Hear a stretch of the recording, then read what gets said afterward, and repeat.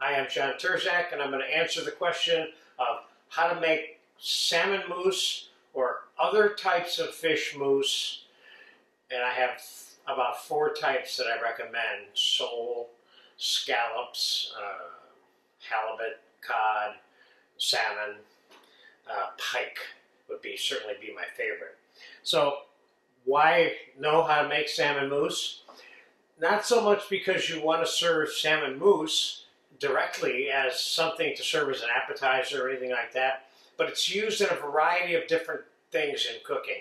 It's used in fish terrines, it's used as stuffing, it's used as almost like cement sometimes for certain kinds of food. It helps hold them together. Papiets of flounder or sole would be a very good example of that. And I'm going to show you how to make it, and I'm not going to show you how to cook it in this video. I'm using it in different areas of this course, but not in this lesson. This lesson is about understanding how it's made, and I'll give you some pointers about the cooking a little bit here. So the formula here is 1 pound of cleaned fish without the bones. Now, I left this piece of fat on this piece of salmon. I took the fat off of these to show you that this needs to be removed when you're making mousse. This fat will prevent, or not always necessarily prevent, but make it more difficult for your mousse to be to set the way you want. Let's put it like that. So I think I have the lion's share of the fat off of this salmon. Okay. Now, let's dice this 1 pound of salmon up. And we're going to put it in a food processor with 2 whole extra large egg whites. And we're going to add 2 cups of heavy cream to this mixture while it's processing in the food processor. Then we're going to season it, and we're going to strain it through some cheesecloth. Okay, so let's get the salmon into the food processor. And let's put a little bit of the seasoning in there now. The traditional seasoning for this item is salt, white pepper, and nutmeg. So I'm going to put a little bit of nutmeg in there. A little bit of salt. We're going to taste this raw mousse when it's done. And I'm going to answer the question for you. What is mousse? What does that mean? Mousse means light and creamy. That's all it means. It doesn't mean anything else. It doesn't mean chocolate or salmon, okay? So let's put the 2 egg whites in here. And now let's move this machine a little bit closer to us. And we're going to start the machine going here. And we're going to add the cream. We're going to add the cream slowly to it as it comes together inside this machine.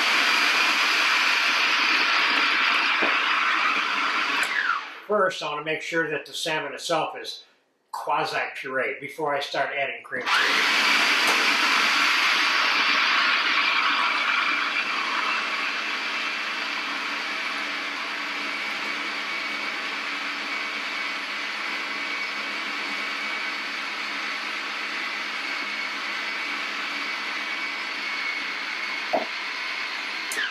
Now I have half the cream in there.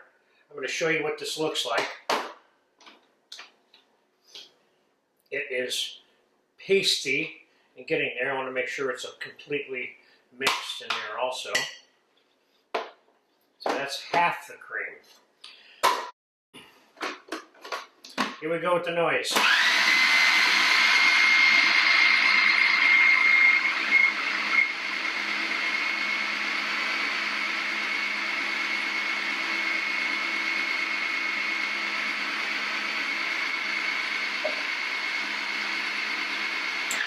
Now I have almost all the cream added, and I want to bring you in on something here. Depending on what you're using it for, you may want to stop before you get the whole 2 cups in. There's another point that's definitely needs to be made, and that is the difference between salmon mousse and salmon mousseline, or anything that's called mousse and then referred to as mousseline. Mousseline would be the lightest version of it, whatever it happens to be.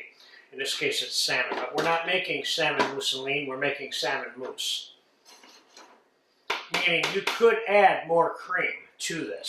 You could make this almost into a liquid and then cook it, which we're going to get into in a few minutes. Hold on.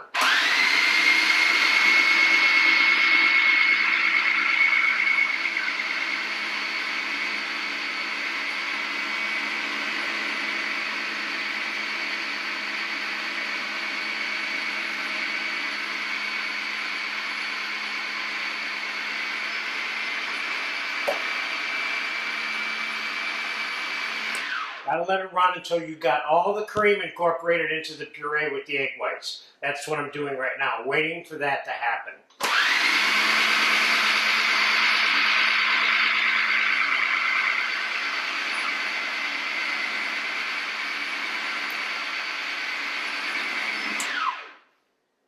And that happened. It is completely incorporated now.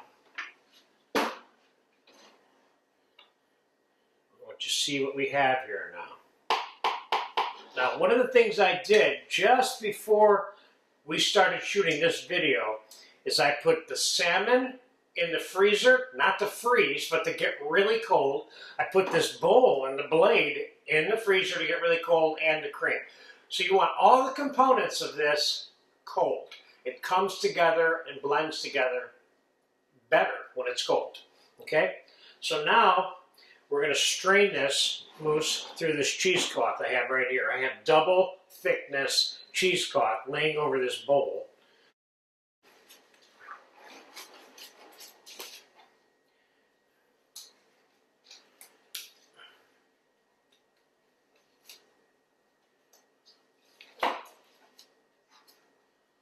Okay, this is just a cut down on the goo gop area. Okay, let's get the mousse out of the food processor and onto the cheesecloth. I'm putting all of this in here at once. I think I can get away with that. I hope I can. I better be able to. But I have some more cheesecloth on hand if I need it.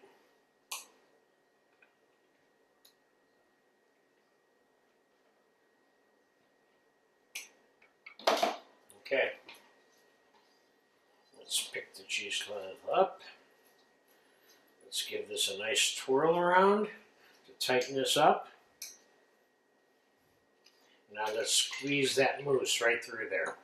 This is the way in which you make sure that your mousse has no pieces of fish, and that in the final analysis, when this eventually reaches someone's mouth, it's very smooth and creamy, and that's all you're going to notice. See, there's all kinds of stuff in there now. It's now gone and no longer inside this mousse.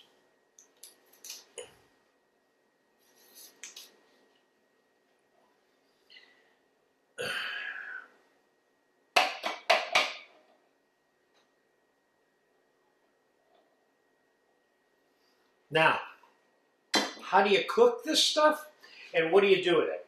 One way you can cook it is, and I have a lesson in the first course and appetizers of this course on how to serve salmon mousse out of a timbale directly onto a plate with sauce and some garnishes. That's one way. That's the old world traditional way that kind of popularized the use of this. This is also referred to as a force meat because it's used in different kinds of pates and terrines in French cooking. So the ways in which you can cook it. One way is you could take this scoop, for example, take some of this just like it is and scoop it right into simmering stock, fish stock, chicken stock, white beef stock, water, any number of things, and it will cook like a dumpling. That's one way of doing it. The other way that would be most typical is to put it in a buttered timbale, cover it up with buttered parchment paper, and poach it in an oven in a hot water bath for a short period of time, and then invert it onto a plate and put things with it. And then finally, and I have uses for this mousse that include all of the things that I'm telling you about right now in this course. I'm putting it in between some layers of rainbow trout that I'm going to poach, and it kind of holds it together like a cement. But that's it right there in a nutshell. How to season it, salt, pepper, nutmeg. What you want your salmon mousse to taste like, that's up to you, not me. You don't. Chopped dill is a classic addition to this item, but there's any number of things that you can put into this and mix this with. That's it. Salmon mousse. Try it. You'll like it. You need to know how to do it for other kinds of cooking. Enjoy it.